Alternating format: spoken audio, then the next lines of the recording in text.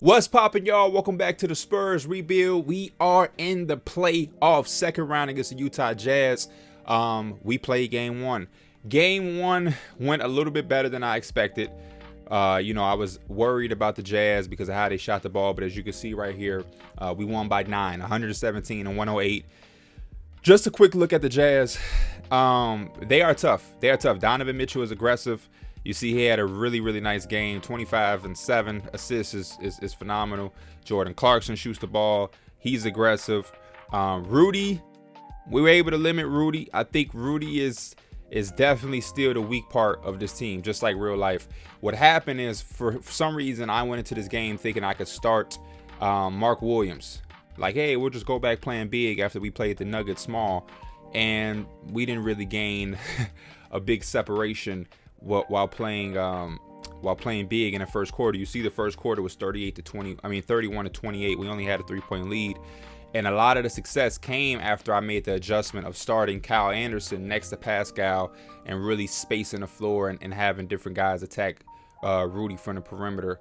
But yeah, I think we have ways to make this an advantage series for us. The only thing about them is that they shoot the three ball really, really well. We were able to limit them to only take 24, which is good. Which is less than us, and we don't take many threes. I'm gonna get to the statistics in the playoffs and whatnot, but they did shoot 42%. But I'm just glad that they didn't shoot 30 to 35 threes, because if they're shooting 42% on that many attempts, then they gonna probably make up a lot of lost ground. Both teams shot fairly well. We shot 52%. We're more in the paint type team. For them to be a perimeter centric team, 47% is impressive. They got to the line a fair amount. We got to the line. Fast break points were very limited for both sides. Points in the paint, like I said, that's what we do. But we only outscored them in points in the paint by 8. For a team that specializes in that, that's not that big of a difference. Second chance points, we got the best of them there by a very small margin, only 8-2. Bench points, both teams got good benches. Assists is close. Offensive rebounds, we got them. Rebounding in general, we got them. And then the steals, they got us. Blocks, and then we turned the ball over. So it was a fairly balanced game. And I'm not gonna lie, going small is cool. But Rudy is still Rudy. He's going to block a lot of shots. He affected a lot of shots. The best thing for us is to try to attack him and get him in foul trouble. But Donovan is really aggressive. Like, he is really going to shoot the ball and do a lot of different things. And I'll show you here. Points per game, they're the number one scoring team in the playoffs. Though they only played 4 games in their first round matchup against the Sacramento Kings, they did score the hell of the ball, and they're the best scoring team by a wide. Look at that, 137 points. The second highest scoring team is the Pelicans at 123. That's a 14-point difference. That is crazy. The one thing I will say about them, though, is points allowed. They're third. They give up 120 points per game, and if you look at us, we're third last. We only give up 101. So defensively, we come to play. Offensively, they come to play, but then they also give up 120 points, and we average, how many points did we average? Around 107. If we can get that to 110, which is, what did we score in game one, out of curiosity, now that I know those numbers? Yeah, we got pretty much around what they give up. They give up around 120. We had 117. So we're going to score the basketball. It's us basically trying to make sure that we bring our defensive presence into the series by allowing them to only score around 101, which they had 108, which is closer to what we give up than what they average. So if we can continue having the series go our way on a defensive minded, having them less than 110, I think we can really win this series. Field goal percentage, they're again one of the best shooting team and the entire thing. And a part of this makes me feel like the Kings were just really bad. That's what really brings me to. And even look at the threes. Look, the second best team, it's only 2 teams shooting above 40% in the playoffs. And the 2 teams that are at the top played against each other. That's why I'm saying, like, I'm worried about the Jazz. They're really, really good. I respect them. But some of this shit just, I don't think is real. I think it's because they played against the Jazz. And they let the Jazz shoot 43% from 3. The one thing about us is we don't really shoot the 3 ball that well. We don't. Johnny Davis isn't a knockdown 3-point shooter. He's more of a mid-range guy. DeJounte is a mid-range guy. Pascal is not really a 3-point. He's like attacking, can hit a 3, but mid-range and slashing. None of our bigs shoot 3s. Kyle Anderson can knock down an occasional 3. Devin Vassell, Josh Primo are really our snipers, if we're being honest. So we don't really shoot the 3 that well. But maybe we should start trying to, because they're going to give us the 3s and give us the looks. But yeah, the Jazz are phenomenal. They get to the free throw line. The 5th highest amount. How many? We get there the 2nd lowest. So we gotta start being more aggressive. We rebound the ball as well as anybody though. At 52, we're right up there amongst the top teams as far as rebounding. The Jazz are one of the 2nd worst. The 2 worst rebounding teams are the Jazz and the Spurs. It's funny that when you look at all of the statistics, the Jazz and the Kings are right by each other, and a lot of these things. Assists per game, the Jazz are right there next to who? The Kings. Where do we rank? We're last in assists, which is very surprising because I feel like we pass the ball and move the ball around a lot. You know, Pascal can make a play. DeJounte makes a bunch of plays. Primo can make some plays. It's surprising that we're dead last in assists. Steals per game, the Jazz are 7. Where are we? We're tied with 7. Okay. We're not as bad as I thought. But yeah, we turnovers, we protect the ball at the best. They're right there with us though. For them to score as much as they do and the pace that they play at is incredible. We're also the best team as far as points off turnovers. So we're going to score the basketball after we make you turn the ball over. Second chance points. The Jazz and us are right there at the bottom. And then points in the paint, we should be one of the top teams. We are the top team by a wide margin, by 11 points, 10 to 11 points. We score the most points in the paint. Bench scoring, we probably are close to. They got the best bench scoring. They score the most from their bench at 54 points. That's impressive. But yeah, we're going to get to it. The rest of the series around here, the Memphis Grizzlies are up 1 on the Pelicans. The Bucks are up 1 on the Hawks, and then Miami and Indiana had a close one down here. It's like 93-91, 2-point game. Cantor was a 3rd leading scorer for the Heat. Like, look, they have 3 bigs: Cantor, Bam, and Cousins. Oh, brother. I don't know. Some of this stuff frustrates me. What I'm gonna start doing on a lot of my series, this series, the Jazz series, I'm gonna probably do some more series. I'm gonna start like just taking control of everything and like going in and during free agency, right after free agency, during the draft. I'm gonna start controlling a lot of teams because I'm seeing a lot of dumb shit going on. Like you see teams have 5 centers and they're trying to play them all. It's just 2K is just bugged up as far as that. But we gonna simcast this game 2. We in San Antonio. Hopefully we can get a 2-0 lead on this team. We're doing a good job. 9-point lead in the middle of the second, or to start the second. Middle of the second, we growing our lead. They trying to come back. Single-digit game now. We up 7. Going into the 4th, we are going to be up 11. Started the 4th, we up 11. They're coming back. Still 11-point game. I think we got this one done. 12-point lead with 1:36 left. We can continue it and finish it off. I think that's a 2. So that's a 2-0 lead. Vassell posted a career high 10 assists tonight. Lowest assist team. Very surprising to me when you have a guy that like Vassell just getting 10 assists out of nowhere. I guess we must have gave a team speech. But I'll go to box score from this angle.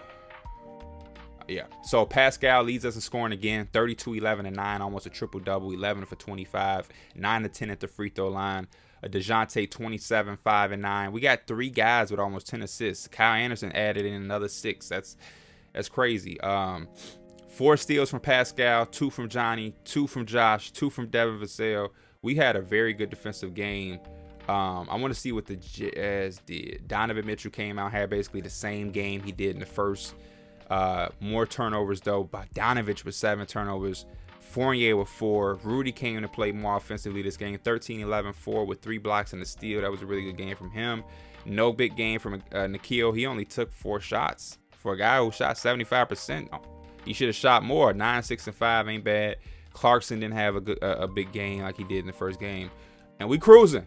This makes me feel good. This makes me feel like they were really that much better than the Blake Griffin is fully healed for the Jazz. They were just that much better than the Kings. We did what we were supposed to do, win on home court. The series doesn't start until the team wins on the road. I would be extremely ecstatic if we can go in here and just win one of these games in Utah. If we can come back home with a 3-1 lead at worst, I would be extremely happy, because we gotta get it done, man. We gotta get it done. They take the lead back with 8 in the second, 28-23. They building up on a lead. We fighting back. 10-point lead. We fighting back. It looks like they got away with the game. And I want to reference something since we looked at the statistics. Let's go to game. Let's go to game 1. Game 1, we had them below 110 points at 108, which is closer to what we allow than what they average per game. We score more closer to what they give up, which is 120 points. Game 2, we scored the hell out of the basketball. They got closer. They won. They got over 110, but we just scored the hell out of the ball. And then game 3, we didn't score. So what I'm basically pointing out is, if we can hold them back from scoring what they like to score, go out and getting 120 points per game, we really have a chance to win. In this game 3, Donovan Mitchell came out and played much better, scored more at 29, still had his 5 assists, 1 turnover, which is a big difference there. Clarkson had another big game, and you can already see the turnovers is a way big different thing. They had 13 in this game. Game 2, they had 25. That's the game for them. That's the game. From 25 turnovers to 13, and you see how we score off of turnovers. You saw we led the league in points scored off of turnovers. So if they can cut down on 8 turnovers, then that's a big advantage for them. We didn't do shit offensively. Pascal had 30 points in both the first 2 games to 12, 10, and 8. So Rudy, it looks like, did a very good job. He had, wow. Rudy had 10, 25, 5 assists, and 4 blocks. Shit. Damn. Yeah, Rudy was the MVP of that game. How many rebounds did anybody? The most rebounds we got was 10 from Siakam. That small ball shit did not do anything in that game. It didn't do anything. Let's look at the Pelicans have taken the lead in this series 2-1. Milwaukee looks like they about to sweep the Hawks, and the Heat are up 2-1 on the Pacers. We gotta, damn. That makes me. I'm gonna let Mark Williams come off the bench again. But if Rudy has another dominant game like that on the glass, I'm gonna be forced to have to start Mark Williams again. Come on, y'all. Let's split. They have, okay. We take the lead. They took the tie right back. 35-35. 4 minutes left in the second quarter. Come on. We take the lead. 10-point lead in the start of the third. We gain in separation. I think we got this one. But again, look at the difference. We scoring more closer to what they give up and what we average, and we had them well below 110 points. These guys didn't even score 3-digit points. Perfect. I got to see how who played back. Okay, so we had Donovan Mitchell below 20 points for the first time, probably all playoffs. He also had as many assists as turnovers. He shot 5 of 18. Clarkson had another good game, 8 of 13. He had a really good game. Rudy, 13 points, 3 steals, 2 blocks. He only had 2 fouls. We got to get him in foul trouble. How has Donovan got 5 and he got 2? I don't like that. Fournier didn't shoot the ball well. The turnovers, we got him at 19 turnovers. 19, like close to 20 turnovers again. And again, we know how we do when it comes to scoring off turnovers. As a team, we collectively scored the ball really well. Siakam, where you at? They figuring you out, man. 3 of 13. 10 points. 10 of your 16 points come from the free throw line. They figuring you out, Siakam. You got to get it together. Shout out to Kyle Anderson. Really stepped up. This is a nice stat line. 19 points, 12 rebounds, 4 assists, 3 steals, 2 blocks. 6 of 15, which means he came out really aggressive. That's probably the most shots he shot since we've acquired him. DeJounte, 5 of 20. The Jazz really did a good job on Siakam and DeJounte. The others stepped up. Frank Ntilikina shot 50%. Johnny Davis shot 50%. He had 11 rebounds. Johnny Davis, one of the best rebounding guards in the draft. Primo gave us 8 and 8. He rebounded the ball well. Mark Williams came. Yeah, we really good game as a team. Let's go out. Go back to San Antonio and close this one out, man.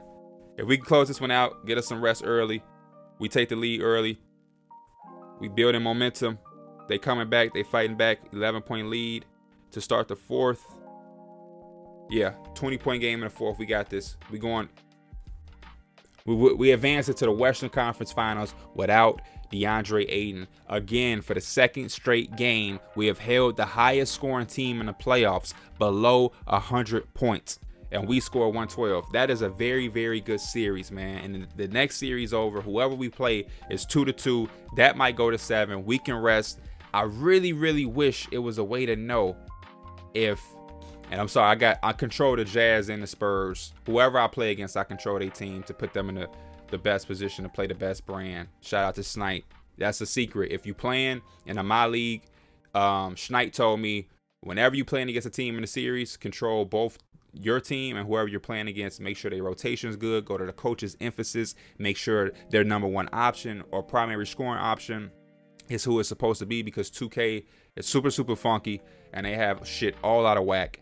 But DeAndre Ayton, there's no way he could come back from a dislocated right patella. If any of y'all know anything about this injury, please let me know something in the comments. Please. Is this something that could come? Like, if a team went on a playoff run, he's been out. How long has he been out? It don't show me the date of this.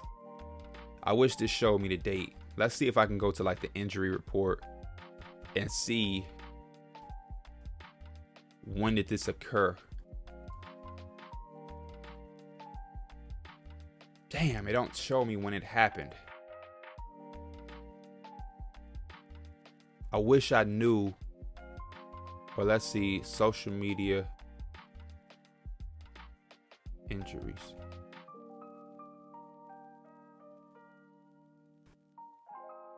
And I'm sorry if this take a while. I'm really trying to figure out, like, cause you know, sometimes on 2K they just make it he's out for the year. I want to know. I want to make sure that the injury that he has is truly an out for the year injury. This happened on April 7th. This happened on April 7th. Right now, it is May 15th. Oh, yeah. Hell yeah. He's not coming back from that injury in a month. I'm going to just do a quick Google. Again, what is this? Right patella. Dislocated right patella. Let's see how long. Dislocated right patella recovery time. It takes about 6 weeks to heal. That's what it's saying on Google. It takes about 6 weeks to heal. Yeah, it's everywhere it's saying it usually takes about 6 weeks to fully recover from a dislocated patella, although sometimes it can take longer to return to sports. Okay. But what if we win this next series and go to the finals? Like, that would be way beyond 6 weeks. We like damn near at 6 weeks now. By the time they finish this series, we'll probably be at around 6 weeks. We've already had a month, April 7th to May 7th. That's a month right now. So we're about the 5th week. So by the time this series starts, we'll be at the 6th week of him being hurt. So if we advance to the finals, that's beyond 6 weeks. That's like an extra 2 to 3 weeks for him to recover. I need to know y'all feedback. Do I make this a different thing? This should be like a what? 6 weeks is like should I make this a 2-month injury, but he's already been out for a month? So he has about 3 weeks. Should I go in here and change it? Y'all let me know in the comments, because I'm not, we'll get to this next series.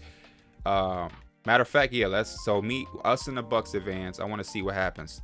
Let's go and see who we're going to prepare for and play for in the next round. So the Grizzlies take the lead. What's their starting lineup? Oh yeah, I hope the Grizzlies win. We gonna beat the shit out of the Grizzlies if they win. I guarantee it. Now the Pelicans, on the other hand, I'm scared of them. Zion is a mismatch, nightmare waiting to happen. Like, look, Ingram 31, Graham 23, Valanciunas 22, Zion 28 and 3. Still got CJ, who just shot bad. You got Schroeder, Trey Murphy. They don't even have Herb Jones no more. Like, 2K is crazy. but I'm hoping that the Grizzlies win. Okay, so Miami won. We got Miami versus Milwaukee, Eastern Conference Finals. And then Western Conference Finals, we are going to play, I'm going to close my eyes, the Grizzlies. We play the Grizzlies. They the number 1 seed for a reason. But boy, if I had to choose, I was going, yeah. And they won by 12. So Ja Morant is really doing this thing. Real quick, we got a couple minutes left before I end this. I want to see playoff stats, player stats, and I want to go to the Grizzlies. I really want to see how much Ja is averaging in the playoffs. He's averaging 28, 7 assists. He's shooting 48% from the field. He's shooting 43% from 3. Jackson is shooting 46%. Where's Bane? He's only shooting like 30%. He's not even one of the. He's only averaging 12. Drummond. They got Drummond, Clark, Boucher, Adams, Till. They got a lot of bigs. Nikola Jovic. All right. I'm going to have to game plan for the Grizzlies. We don't have home court advantage for the first time. I'm going to have to figure out exactly how we want to play them, how we want to slow down Ja. It's going to be very interesting. I think we have a lot of success coming off this Jazz series. Shout out to the Jazz. They really had me scared, but they really just beat up on the Kings and made themselves look better than they were. We're 1 series away from advancing to the NBA Finals. Please let me know in the comments what I should do about the Ayton. Do I leave him alone and let him be out for the rest of the season? Do we use the real life stuff about the right patella information, and do I go in and adjust it so if we do win this series, he could potentially come back? Y'all let me know. I'll see y'all in the next episode. Spurs basketball is back. We don't need no Popovich. I'm out. Peace.